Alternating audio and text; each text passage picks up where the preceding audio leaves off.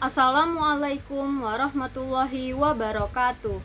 Perkenalkan, saya Farida Zakia Tailah dari kelas 2 PB2 dengan nomor induk mahasiswa 12016220039, Program Studi Pendidikan Bahasa dan Sastra Indonesia. Yang terhormat kepada Bapak Nur Sehudin SPDM HUM selaku dosen pembimbing mata kuliah Perencanaan Bahasa Indonesia. Di video kali ini, izinkan saya untuk memaparkan materi mengenai penyuluhan kesalahan berbahasa dalam tataran sintaksis pada kalimat ambigu. Adapun sasaran pada penyuluhan kali ini adalah masyarakat umum.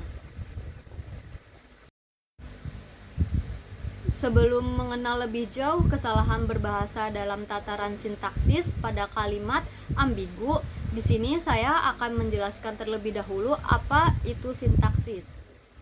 Secara etimologi, sintaksis berasal dari bahasa Yunani, yaitu sun yang berarti dengan dan tatein yang berarti menempatkan.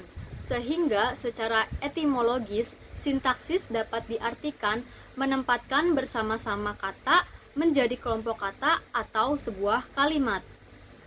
Sedangkan menurut Abdul Chaer, sintaksis adalah tatanan linguistik umum yang membicarakan kata dalam hubungannya dengan kata lain atau unsur lain sebagai suatu ujaran. Dengan kata lain, sintaksis dapat diartikan sebagai cabang linguistik yang mempelajari struktur kalimat, susunan kata, dan cara kata-kata dalam suatu bahasa diatur untuk membentuk kalimat yang memiliki makna. Ini melibatkan pemahaman tentang bagaimana kata-kata dan frasa diatur dalam kalimat sehingga pesan dapat dikomunikasikan dengan baik. Pembahasan selanjutnya adalah kesalahan berbahasa. Kesalahan berbahasa adalah penyimpangan-penyimpangan berbahasa yang dilakukan oleh seseorang secara sistematis dan konsisten. Adapun penyimpangan berbahasa secara sistematis diartikan sebagai bentuk penyimpangan berbahasa yang dilakukan oleh seseorang secara terstruktur.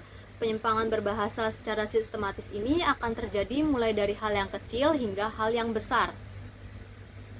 Sedangkan penyimpangan berbahasa secara konsisten dapat diartikan sebagai bentuk penyimpangan yang terjadi karena dilakukan secara terus-menerus. Hal ini disebabkan karena pengguna bahasa belum memiliki pengetahuan terkait kebahasaan yang digunakannya. Adapun 5 langkah kerja yang dapat dilakukan untuk menganalisis kesalahan berbahasa. Yang pertama adalah mengumpulkan sampel kesalahan berbahasa. Yang kedua, mengidentifikasi kesalahan. Yang ketiga, menjelaskan kesalahan. Yang keempat, mengklasifikasikan kesalahan. Yang kelima, mengevaluasi kesalahan. Berdasarkan hal tersebut, analisis kesalahan berbahasa dikatakan sebagai prosedur atau langkah kerja seseorang peneliti atau pengajar bahasa mulai dari pengumpulan, pengidentifikasian, penjelasan, pengklasifikasian, dan yang terakhir adalah penilaian data. Nah, pada kali ini kita akan membahas mengenai kesalahan berbahasa dalam tataran sintaksis pada kalimat ambigu.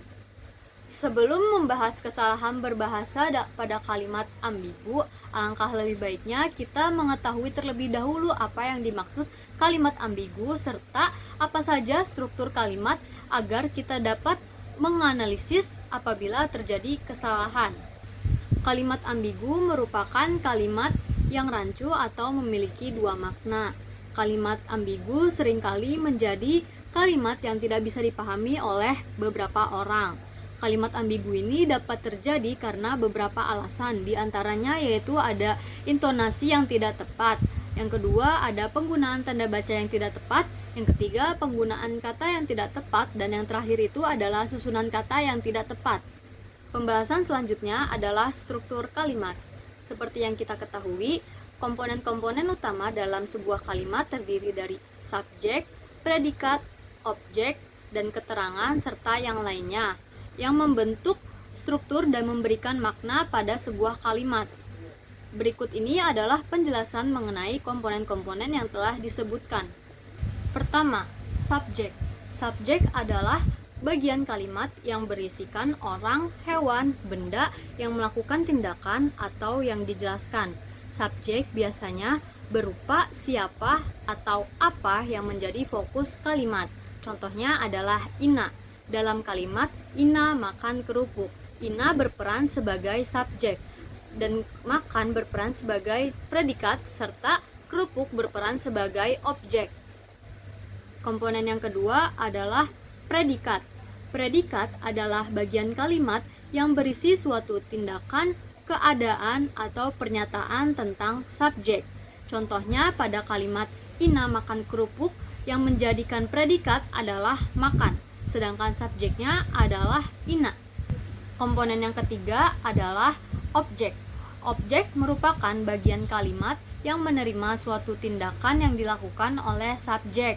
Contohnya pada kalimat Ina makan kerupuk, maka yang menjadi objek dalam kalimat tersebut adalah kerupuk. Komponen yang keempat atau yang terakhir adalah keterangan. Keterangan merupakan unsur tambahan yang memberikan informasi tambahan tentang bagaimana, kapan, di mana, mengapa, atau sejauh mana suatu tindakan yang dilakukan oleh subjek. Contohnya adalah di taman. Di taman menunjukkan suatu tempat yang dilakukan oleh subjek tersebut. Pada kalimat dia berjalan di taman, di tamannya itu adalah keterangan tempat. Nah, setelah kita mengetahui apa itu sintaksis, apa itu kesalahan berbahasa, kalimat ambigu, serta komponen-komponen yang membentuk suatu kalimat, kita dapat memahami nih bagaimana kalimat itu dibentuk, bagaimana komponen-komponennya itu berinteraksi, serta bagaimana kalimat itu dapat tersampaikan dan pesan maknanya itu dapat diterima oleh si penerima.